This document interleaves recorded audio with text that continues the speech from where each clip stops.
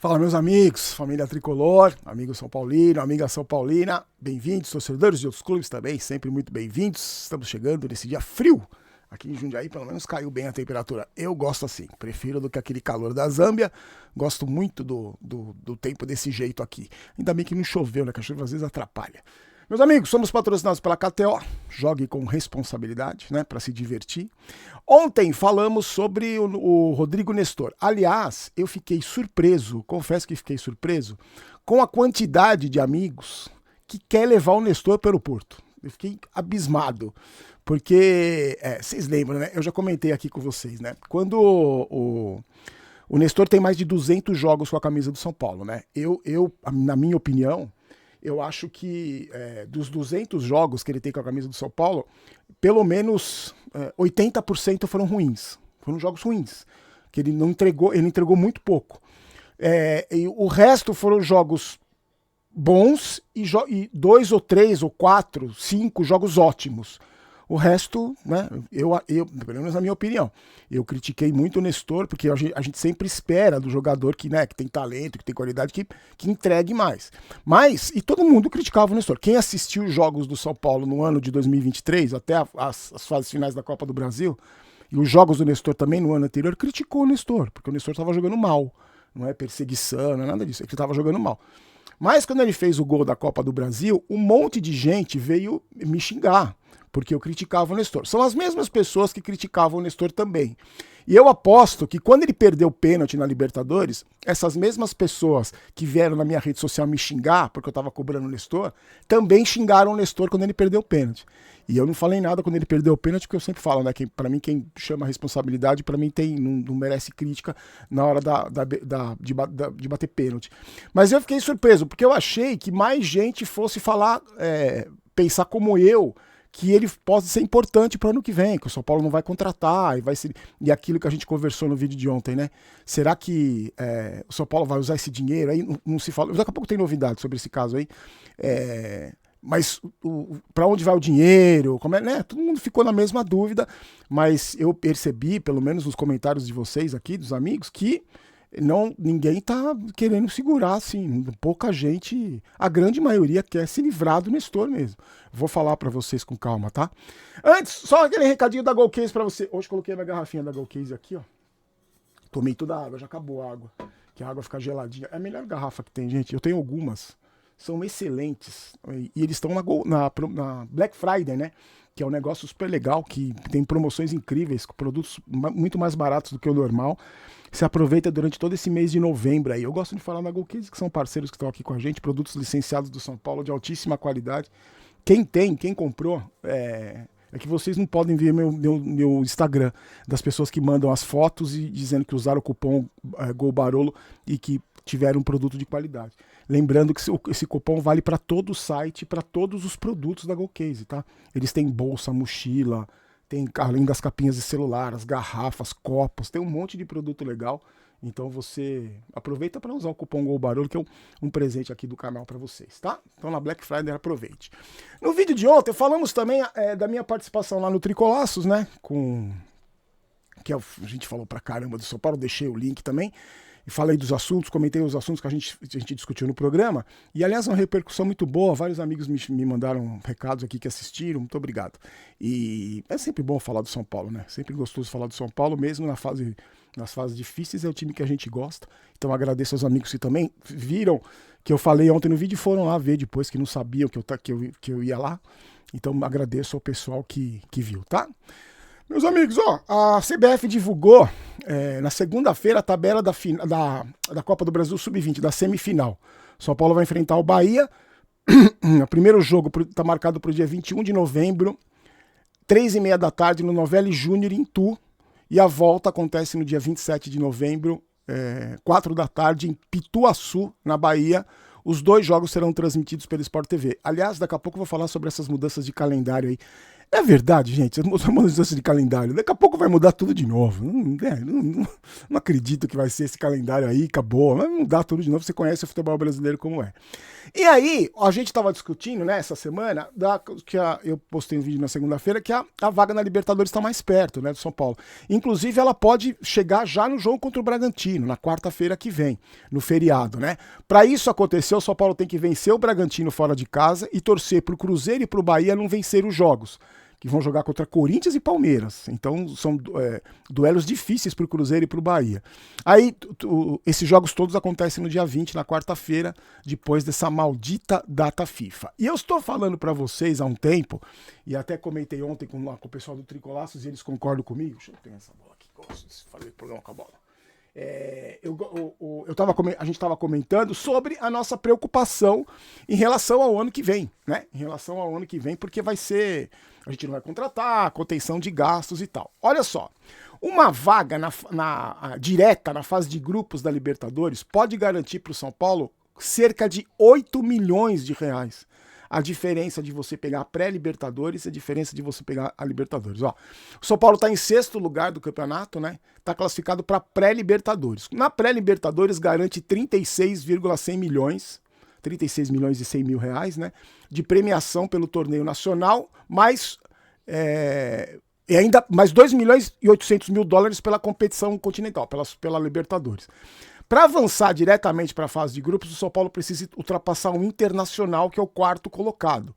E aí o São Paulo levaria 40 milhões e 900 mil reais por ter chegado em 4º lugar no Campeonato Brasileiro e mais 5,7 milhões pela Libertadores. Então é uma diferença absurda. Para você ter uma ideia, na pré-Libertadores o São Paulo fatura 500 mil para disputar a segunda fase e ganharia mais 600 mil dólares, ganharia 500 mil dólares para disputar a segunda fase e mais 600 mil dólares para avançar para a terceira fase.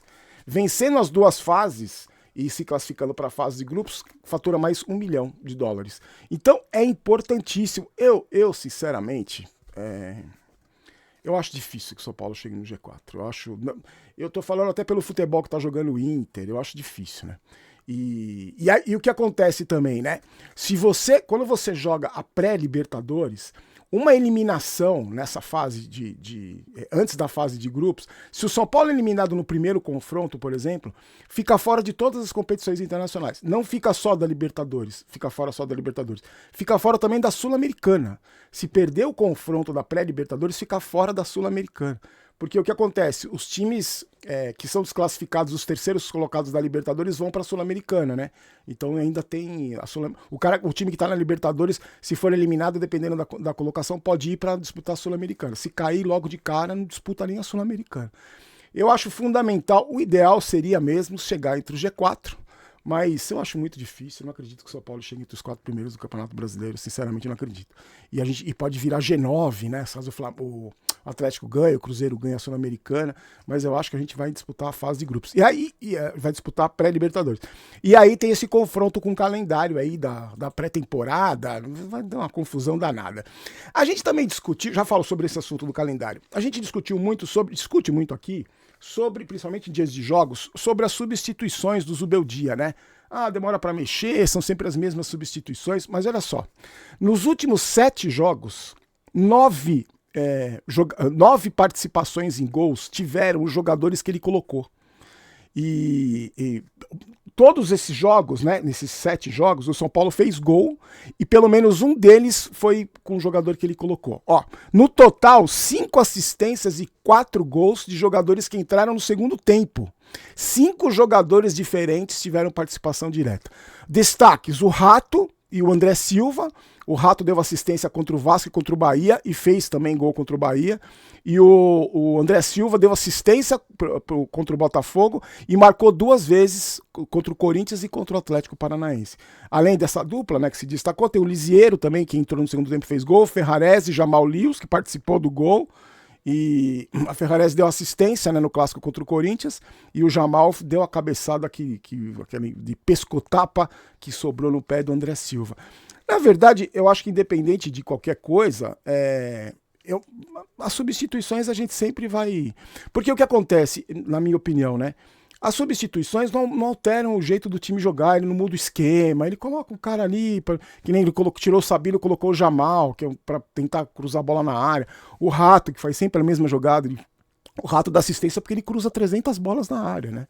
Então, mas só quis passar esse número para vocês, porque apesar de tudo, o Zubeldia tá tendo sorte, entre aspas, né? O sorte nas substituições. Os caras que eles colocam no jogo contra o Atlético Paranaense foi evidente, né? Ele colocou o Jamal, que ele nem optou como titular, né? Colocou um zagueiro improvisado, de tanto que ele não confiava no Jamal. O Jamal entrou e participou do gol, e o André Silva, que pegou aquela bola meio mascada ali, a bola desviou no zagueiro e entrou. Foram os dois jogadores que ele colocou na... E eu acho também, não sei se você concorda comigo, eu acho que o Zubeldia ficou marcado porque, por exemplo, naquele jogo que ele ficou fora do banco de reservas, que o São Paulo fez, aquele auxiliar dele fez uma substituição só contra o Atlético, lembra? E o São Paulo tomou o gol no finalzinho. Eu acho que isso vai marcando, né? A torcida vai pegando birra, assim, ele vai ficando marcado. E aí a gente espera que que ele faça alterações para mudar o jogo, ele faz umas alterações, coloca jogadores que não vão resolver nada. Teve uma alteração que ele colocou, que muita gente criticou, ele colocou o Igor Vinícius e o Nestor. O São Paulo estava perdendo, ele colocou o Igor Vinícius e não resolveu absolutamente nada. Então tem esse recorte, que as mudanças surtiram efeito, mas tem um monte de recortes também que as mudanças não surtiram efeito, né? E falando em Nestor, a proposta do Bahia seria por 5 anos de contrato. O São Paulo sabe desse interesse, não se falou em valores, sabe desse interesse e diz que não recebeu proposta nenhuma, mas vê com bons olhos, não descarta a saída do Nestor. E outro detalhe, o Nestor também, porque o Bahia conversou com o staff, adoro essa palavra, o staff do Nestor, e o Nestor viu com bons olhos. Por quê? Porque não está sendo aproveitado com o Zubeldia, vou passar os números para vocês. E segundo as informações que alguns setores da imprensa divulgaram, o Nestor acha que também não vai continuar tendo espaços se o Zubeldia continuar no comando do time. Como o Zubeldia vai continuar, né? Lembra, né? O contrato do Nestor vai até junho de 2028 e ele se recuperou da lesão. Lembra? Ele terminou 2023 bem. No final de 2023 ele se lesionou, teve uma lesão no ligamento colateral do joelho esquerdo, ficou um tempão parado. E ele teve espaço bastante com o Rogério Ceni. Com o Rogério Ceni e o Dorival, o Nestor viveu os melhores momentos dele no São Paulo. Pelo menos jogou mais, né? Com o Dorival ele foi um destaque na Copa do Brasil, mas com o Rogério ele jogou bastante. E o Rogério quer levá-lo para lá, né? Nessa temporada ele tem tido muito pouco espaço. Foram só 35 jogos no ano, é muito pouco. Fez um gol e deu 2 assistências, e por isso que não se firma como titular. Eu acho que se realmente aparecer uma proposta, tem que vender, só que eu também continuo com aquela preocupação, onde vai parar esse dinheiro, né? Para que vai ser feito esse dinheiro? Vai ser para pagar o salário do Daniel Alves, lá aquela mesadinha que ele ganha de quase 500 mil reais por mês? E o calendário vai cavalar tudo por causa do Mundial. Aliás, a CBF quer parar o Mundial para beneficiar 4 clubes que vão disputar o Mundial e o resto que se dane. Eu acho um absurdo isso, desculpa. Eu acho um absurdo parar o campeonato por causa de um mês ficar sem campeonato. E aí seria dar férias pro jogador. Bom, os caras fizeram uma confusão danada. E eu acho que essa confusão toda que já está repercutindo, os dirigentes estão reclamando, vai acabar mudando, porque aí também começa a pré-temporada mais cedo, aí agora já estão falando nos estaduais no final do ano, é uma bagunça que é característica do futebol brasileiro. Ô, Bruno, por que será que o Brasil não ganha uma Copa do Mundo há tantos anos, hein? Por que será? Não sei, por que será, né? Vamos pensar, por que será? E aí, se o estadual começar mais cedo, aliás, teve o sorteio do grupo, né? Deixa eu falar os grupos rapidinho. 16 clubes vão jogar o Campeonato Paulista, que está marcado para começar dia 15 de janeiro. O formato de disputa é o mesmo dos anos anteriores, né? Os clubes se enfrentam, o clube enfrenta o time das outras chaves, não do próprio grupo. E depois o melhor de cada grupo encara o segundo colocado nas quartas de final num jogo único. A semifinal também um jogo único, somente as finais terão jogos de volta e quem tiver melhor campanha de todas as fases leva vantagem para decidir em casa, né? O grupo do São Paulo, Novo Horizontino, Água Santa e Noroeste. Então o São Paulo não enfrenta esses times na primeira fase, mas pode enfrentar na sequência, né? Como aconteceu no ano passado e fomos eliminados vergonhosamente. Então, e aí, marcado para começar no dia 15 de janeiro. E você sabe que no dia 15 de janeiro tem um jogo marcado contra o Cruzeiro lá nos Estados Unidos, pela pré-temporada. E aí o Casares deu uma entrevista ontem, depois da divulgação do sorteio lá dos grupos, e falou que vai tentar se adaptar, mas vai para os Estados Unidos de qualquer jeito, e vai, colocou a possibilidade do São Paulo jogar com reservas nas 3 primeiras rodadas. Então isso tudo vai ter que ser negociado. Eu estou falando desse assunto porque o assunto foi importante e foi a discussão de ontem. Mas com certeza vai mudar, com certeza eles vão mudar um monte de coisa. Isso aí vai passar até dezembro, até janeiro decidindo como é que vai ser, temporada, começa, não começa, para, não para. Para mim vai mudar tudo ainda.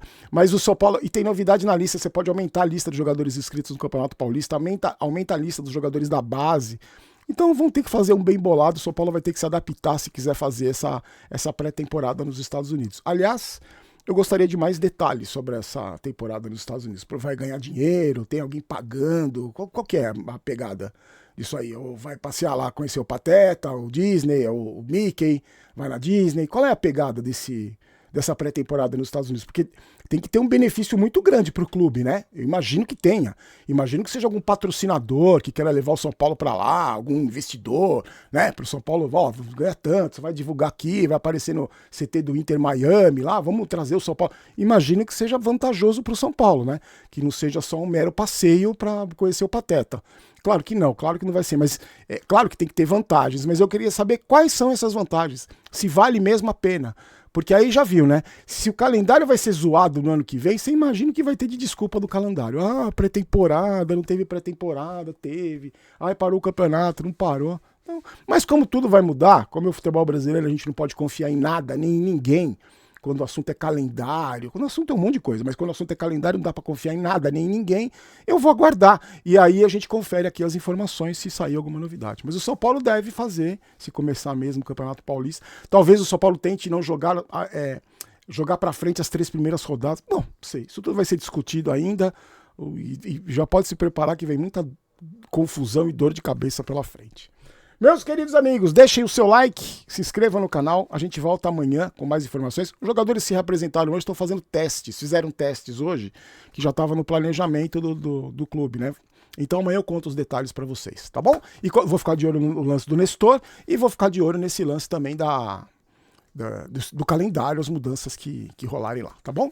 Meus amigos, muito obrigado pela parceria de sempre, fiquem com Deus, uma ótima noite, a gente se encontra amanhã, aqui no Vai São Paulo, aqui é Vamos São Paulo, não quero ter razão, quero ser campeão. Forte abraço, tchau!